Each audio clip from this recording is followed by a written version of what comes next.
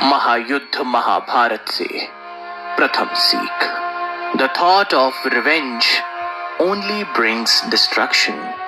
बदले का विचार सिर्फ विनाश ही लाता है। महाभारत युद्ध के मूल में बदला लेने की भावना है। पांडवों को बर्बाद करने की सनक ने कौरवों से सब कुछ छीन लिया। सारे कौरव मारे गए। इस युद्ध में तो बच्चे तक मारे गए थे, लेकिन क्या पांडव इस विनाश से बच सकते थे? नहीं ना। इस युद्ध में द्रौपदी के 5 पुत्रों के साथ अर्जुन का पुत्र अभिमन्यु भी मारा गया। स्वर्ग के रास्ते एक कुकुर यानी कि एक कुत्ते के साथ केवल युधिष्ठिर ही पहुंच सके। चीनी साहित्य में एक कहावत है कि अगर आप किसी के लिए बदले की भावना रखते हैं और उसे उसके शैया तक पहुंचाना चाहते हैं, तो आप अपने लिए भी एक कब्र खोद ही लीजिए, क्योंकि जो बदला लेने की भावना से प्रेरित होता है वो अपना ही नुकसान करने के लिए आगे बढ़ उठता है। इसलिए अपने काम पर, अपने धैर्य पर और अपनी सोच पर बदला, प्रतिशोध, इस भावना को हटाएं और केवल अपने कर्म की तरफ आगे बढ़िए। किसी का भी बुरा भला ना सोचते हुए अपना ध्यान और अपनी ऊर्जा अपने आप पर केंद्रित करिए और बदले की भावना से बचिए। बने रहिए हमारे साथ महायुद्ध महाभारत से दूसरी सीख जानने के लिए, जो कहती है कि जिंदगी एक चक्रव्यूह की तरह है। कैसे? अब जानने के लिए दूसरा अंश सुनिएगा जरूर।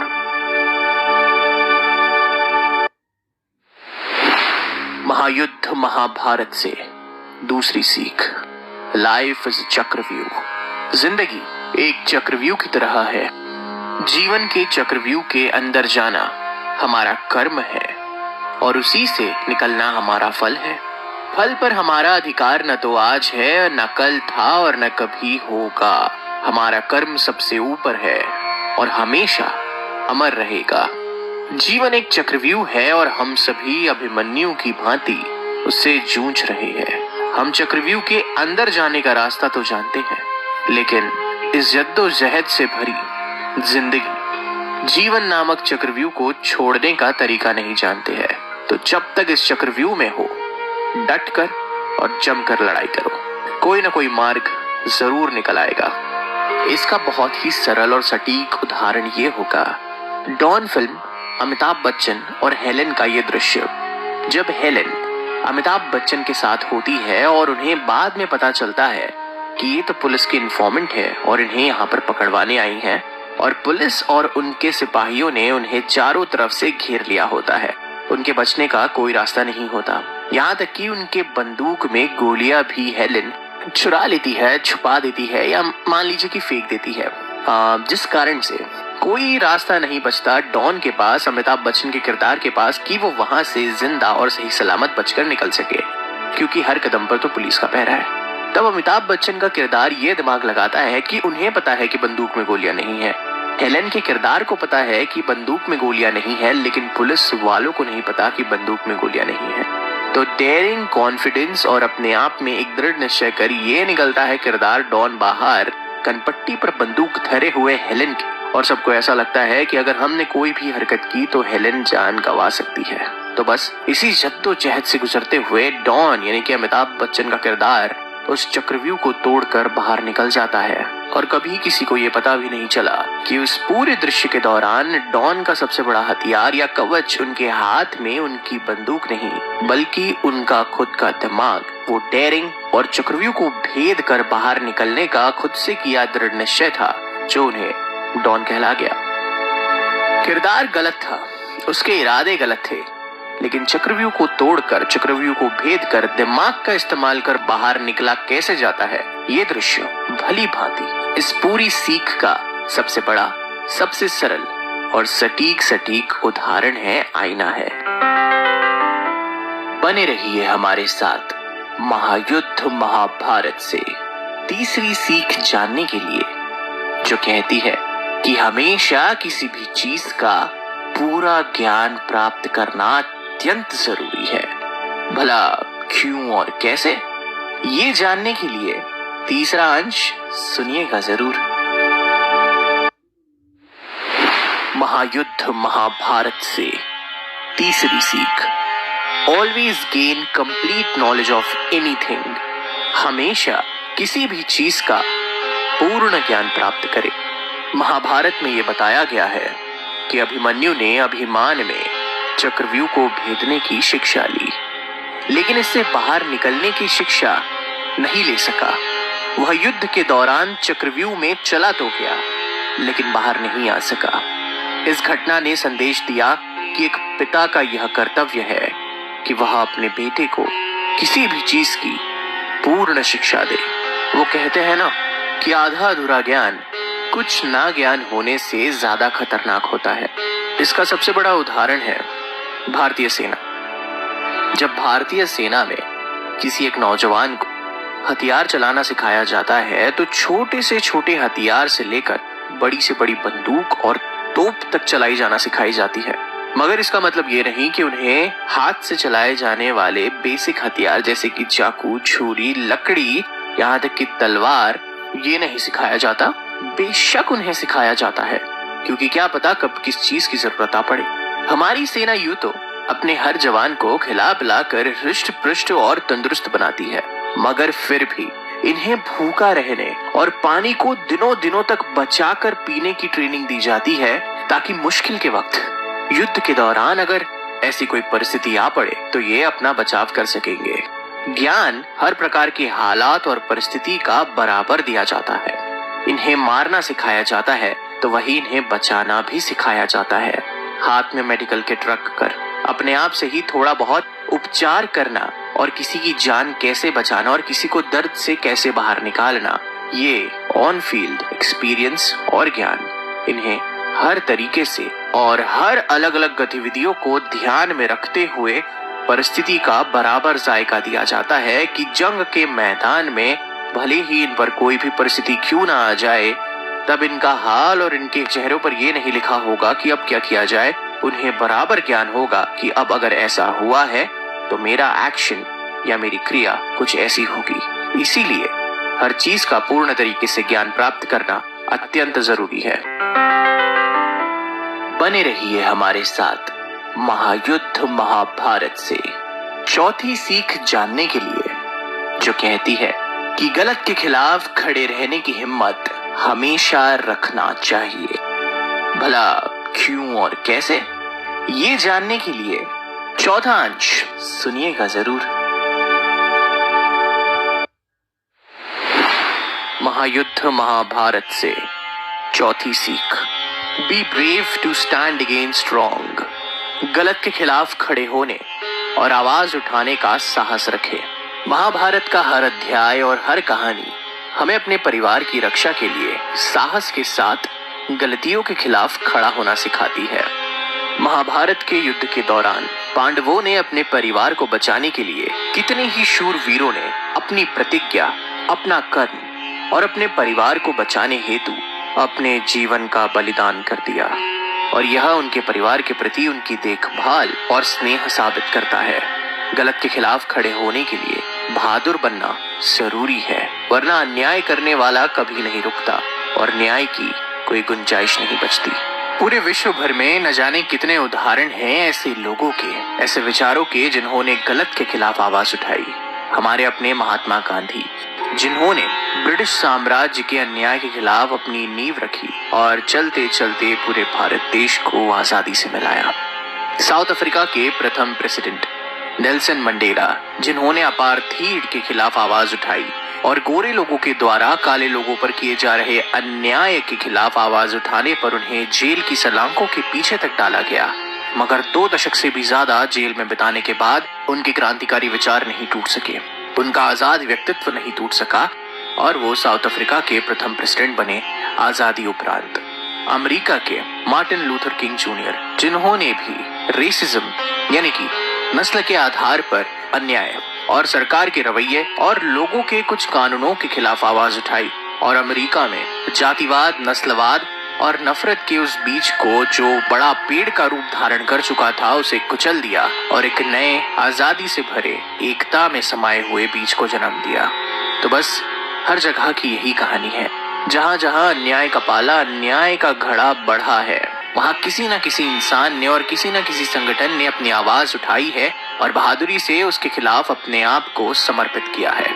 इंसानी जीवन का मूल स्रोत ही है अन्याय के खिलाफ आवाज उठाओ और साहसी बनकर सही के लिए, न्याय के लिए और सत्य के लिए अपने आप को बलिदान कर दो।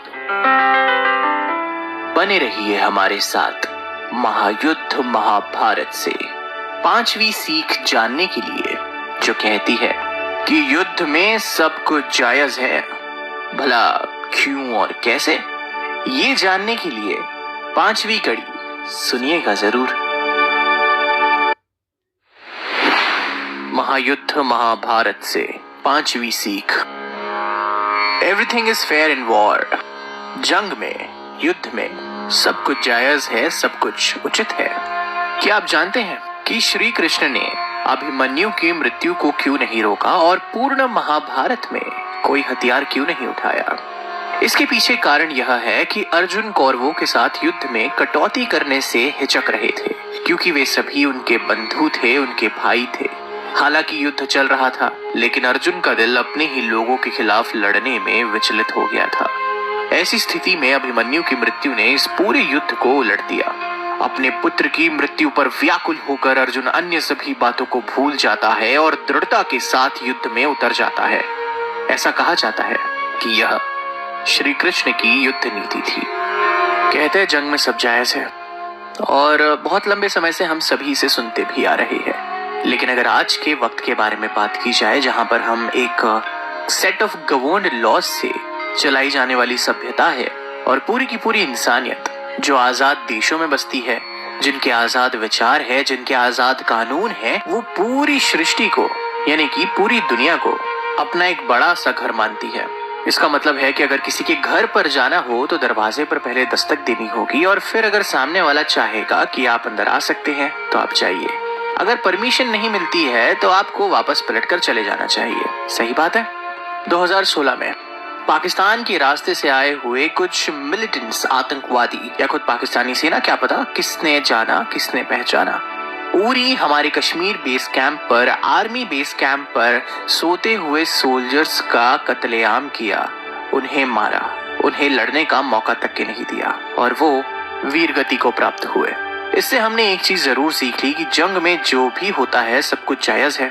तो इसी का जवाब और पुख्ता पलटवार हमने सर्जिकल स्ट्राइक देके किया, उन्हीं की जमीन में घुसकर और उन्हें मौत के घाट उतारा और अपने सारे जवानों की हत्या का बदला लिया। और सबसे पहले हमारे प्रधानमंत्री ने पाकिस्तान की एडमिनिस्ट्रेशन को कॉल कर ये बताया कि हमने आपकी जमीन पर एक सर्जिकल स्ट्राइक की है।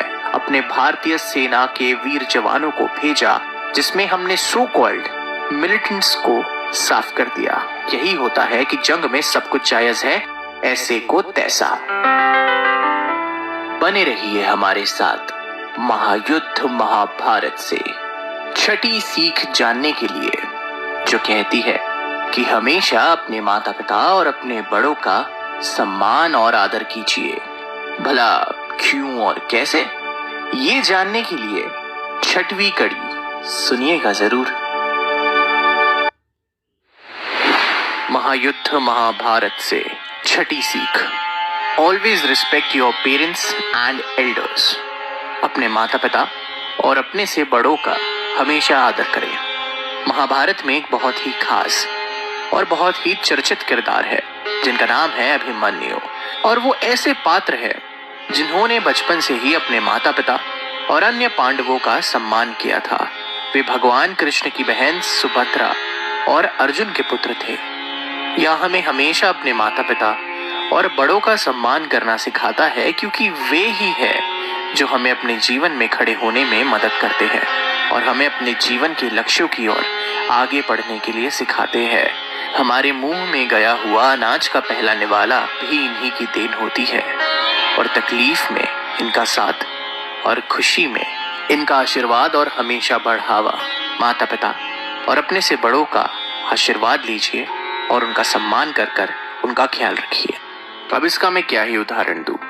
ये तो एक सभ्य इंसान की पहचान होगी जो अपने माता पिता और अपने से बड़ों का आदर करे और यहाँ तक कि अपने अनुजों का ख्याल रखे और अपने से छोटों को स्नेह दे। ये बहुत ही आम पर उसी वक्त पर बहुत जरूरी बात है कि ऐसे आचरण, ऐसे तौर तरीके और जीवन जीने का एक सभ्य तरीका किसी इंसान में है या नहीं। माता पिता सबसे बड़ी कुंजी है। माता पिता की सेवा से बड़ा कोई सेवा नहीं, कोई धर्म नहीं। अपने बड़ों का आशीर्वाद और अपने बड़ों से प्यार करना आपको जीवन में बहुत आगे तक ले जाएगा और नाजुक से नाजुक परिस्थितियों में भी आपके लिए हिम्मत और प्रेरणा स्रोत बनकर आपको हौसला दिलाएगा। बहुत नसीब से और बहुत किस्मत वालों को माता पिता का आशीर्वाद प्राप्त होता है और जिनको नहीं होता उनके लिए तो दुनिया ही उसकी माई बाप। किसी से प्यार मिला तो प्यार ले लिया, किसी से फटकार मिली तो सह लिया। माता पिता है तो सब कुछ है। उनका ध्यान रखिए, ख्याल रखिए और उनके साथ जीने में जिंदगी के सुख को समझिए। सबसे ज्यादा, सबसे खूबसूरत और सबसे सुकून देने वाला एहसास उन्हीं की छाया में प्राप्त होगा।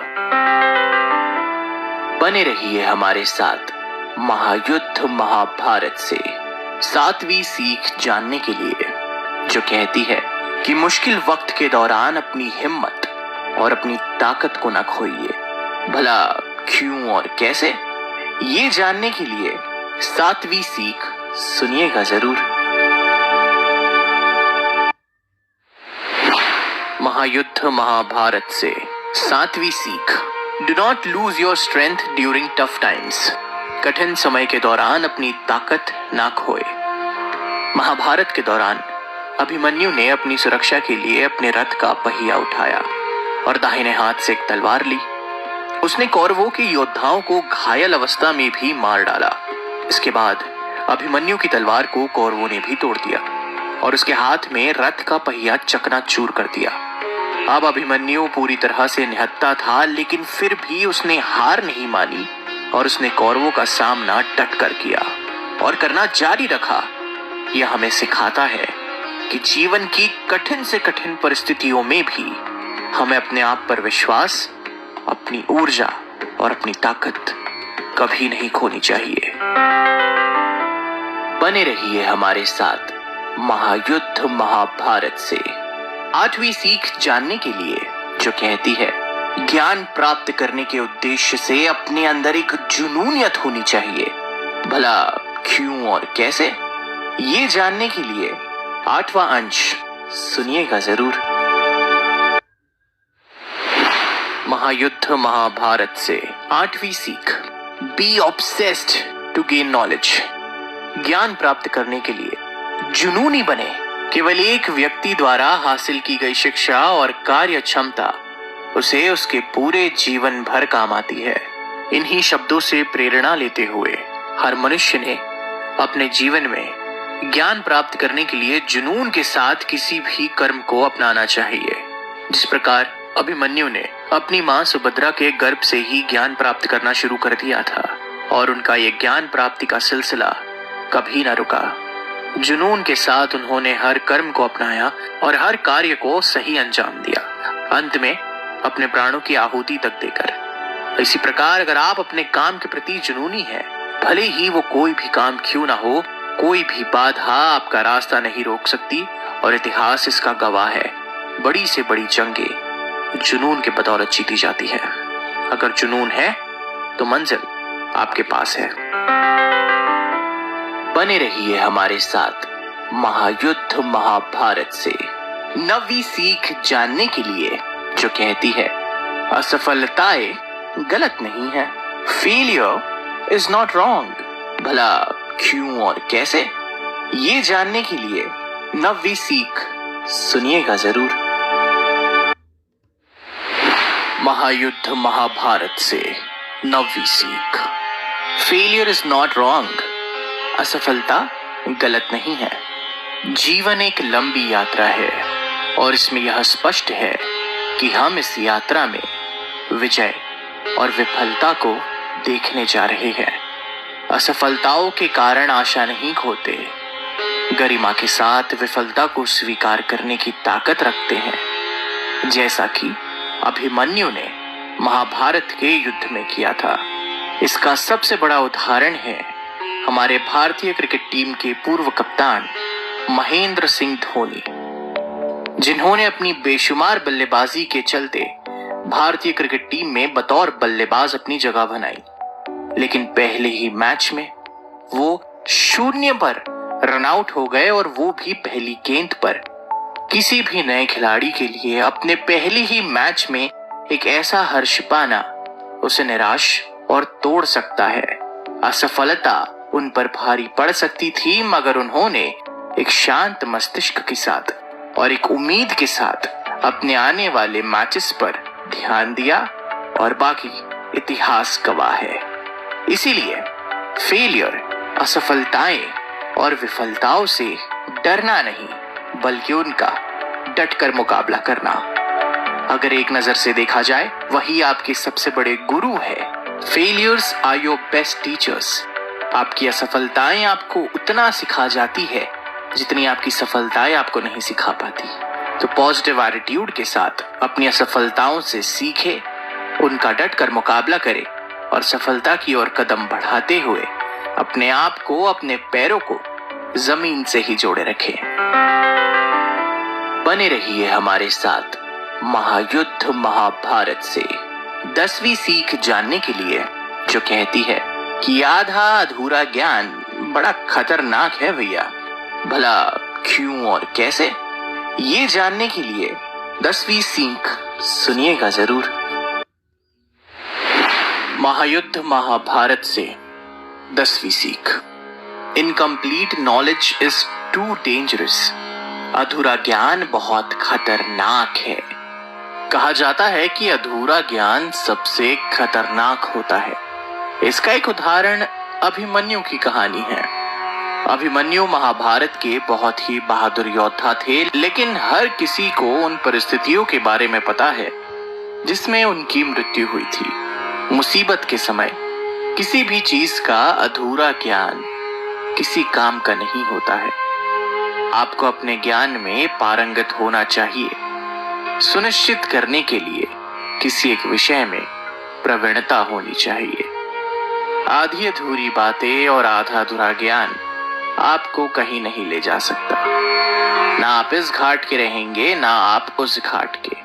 कुछ नहीं पता हो तो भी ठीक है, लेकिन किसी भी चीज के बारे में आधा अधूरा ज्ञान खतरे की घंटी को न्योता देता है। तो ध्यान रखिएगा, जब भी किसी चीज में कूदो तो पूरा कूदो और पूरा ज्ञान का रस प्राप्त करो। बने रहिए हमारे साथ महायुद्ध महाभारत से 11वीं सीख जानने के लिए, जो कहती है असल जिंदगी में एक हीरो बनिए। Be a real life hero. भला क्यों और कैसे, ये जानने के लिए 11वीं और अंतिम सीख सुनिएगा जरूर। महायुद्ध महाभारत से 11वीं सीख। Be a real life hero. असल जिंदगी में रियल लाइफ हीरो बने। महाभारत के वर्णन के हिसाब से बहादुर अर्जुन पुत्र अभिमन्यु के जीवन का भी अंत आया। चलते चलते अभिमन्यु ने हमें सिखाया कि स्थिति चाहे कितनी भी खराब क्यों ना हो, उनका धैर्य के साथ सामना करना चाहिए। इस दुनिया में युद्ध जीतना न केवल श्रेष्ठता कहा जाता है, यहाँ तक कि युद्ध में अपने जौहर दिखाने वालों को भी दुनिया में सम्मान की दृष्टि से देखा जाता है। इसीलिए आपको अपने जीवन को एक योद्धा की तरह जीना चाहिए, ताकि लक्ष्य प्राप्त हो या ना हो, आपको अभिमन्यु की भांति समाज में एक अलग पहचान मिले। अपने असल जिंदगी में एक हीरो बने। अपने से बड़े, अपने से छोटे, अपने चाहने वाले, और यहाँ तक कि वे जिन्हें आप जानते भी ना हो, लेकिन उनके प्रति प्रेम और सेवा का भाव हमेशा होना चाहिए। उनकी जिंदगी को आप उजागर कर सकते हैं अपने कर्मों से। ऐसे जोशीले कर्म जिसमें आप उनकी तरफ अपना हाथ बढ़ा रहे हैं और अपने कदम अग्रसर कर रहे हैं। और अगर लाइफ में हीरो बनने की प्रेरणा की जरूरत हो तो एक बार बॉर्डर पर तैनात हर उस सिपाही, उस सैनिक की याद कर लेना। क्षण मात्र में आपके अंदर एक ऊर्जा सी दौड़ जाएगी जो आपको रियल लाइफ में नहीं बल्कि रियल लाइफ में एक असली हीरो बनाएगी। ये थी 11 जीवन सीख महायुद्ध महाभारत से।